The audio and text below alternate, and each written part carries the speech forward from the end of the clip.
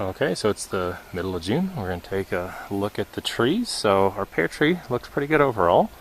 But the reason it's really important to come and look at these things every week is because you can find some stuff like this. So we had a big windstorm, and I thought, when I first saw that, I thought it was a limb that was broken. Like actually there's one here where it broke. But this one still looks alive and healthy, but I just noticed that. So this one's not going to be able to survive long, so I'm going to go ahead and pull this off. But so that's what I thought this damaged stuff was, but as you can see here, even though it's broken, it's still alive. Issue here is something different. I'm not going to touch it again because I think there's some sort of infection. It could be blight or fire blight, which is one of the most dangerous things to your pear tree. So you can see there where it's blackened, and that's why they call it fire blight. It looks like it was burned. And there's a little spot up there, but it's basically gone all the way up. And then you can see there, there, and there, all the fruit is shriveled up. And so basically it's like an infected limb. And so probably going to have to go back to the next spot, 6 inches back usually, and then amputate there. That's probably what I'll do for both of these. So I'll take big chunks out just to make sure that this disease part doesn't spread to the rest of the tree, because, as I said, fire blight's very dangerous. And it can spread really quickly, because probably what happened is there was a little spot and it just spread back. As you can see from here, there's several little branches and going back. So anyway, we'll have to take that out, and once again, that's why it's important to keep an eye on your trees and look at them from time to time and not just, let them be, because things can happen. So anyway, so the rest of the tree looks okay. Let's just notice those two spots. And so hopefully that'll be it, and I'll just take when I go in to cut it out, I will take a better look and make sure there's nothing else in there. But yeah, that's something you want to always keep an eye on with stuff, especially when you have some unusual weather, like we had the really wet spring, and that's kind of been something unusual for us. And so anyway, so we'll take care of that. With the cherries, this limb is definitely totally toast here. If you can hear that, that's perfectly dead, crunchy, nothing green in there at all. So I'll probably take that out. But first, I need to harvest because the cherries are ready.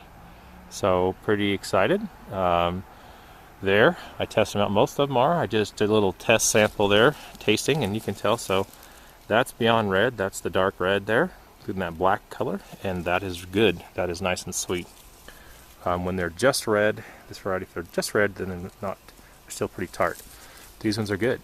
You can see, hopefully pretty good there in the sunlight, little flecks of black there. So those are ready. So now it's the race between us and the birds to get in there and get those all picked.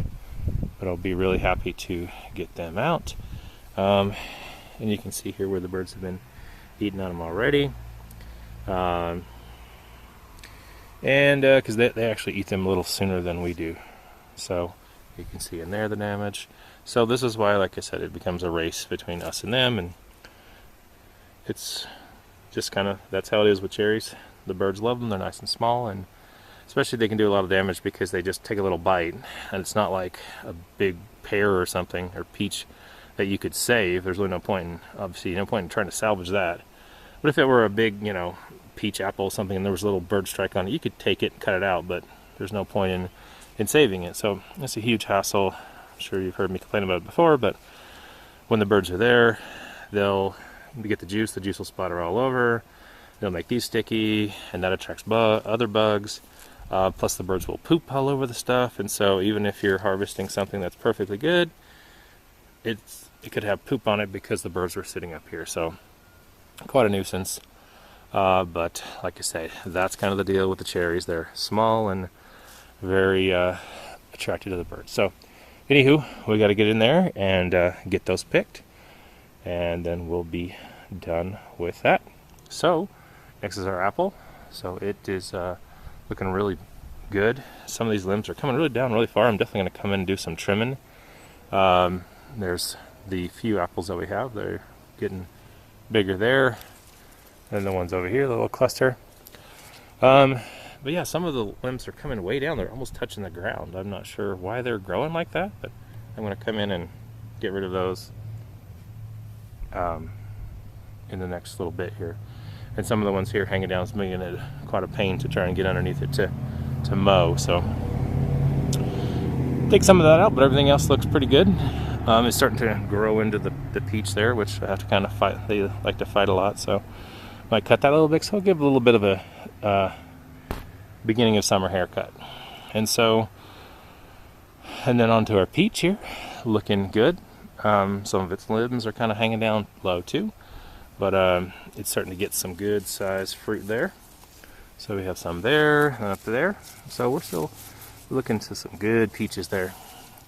So we'll just keep an eye on that, and haven't noticed any problems as of yet. So hopefully everything will hold out with that. And then here's our other pear. I didn't see any issues with it, with the fire blight.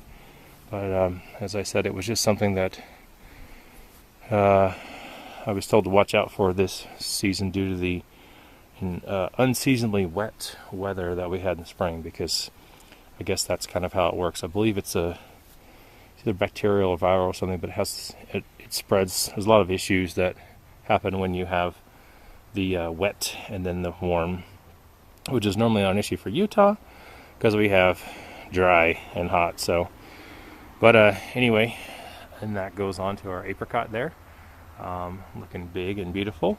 So the apricots get a lot of the fungal stuff on the fruit, like those little spots and stuff. It's a little, I think it's called corneum blight, but basically it's just something that goes on there, and it's on the surface, and once it's there, there's nothing you can do about it. And to treat it is kind of a pain. You got to put some stuff on there, but after a rain and all the stuff. But anyway, we don't worry about it. But it's just one of those things, is that when we have those different weather conditions, you definitely have to kind of keep a different eye on things. So anyway, that is what we're going on there. So apricots are still going. Everything's looking good, except for those pears we need to do a little work on. I'm going to be obviously picking a bunch of cherries. So that is it for this week. Thanks for watching.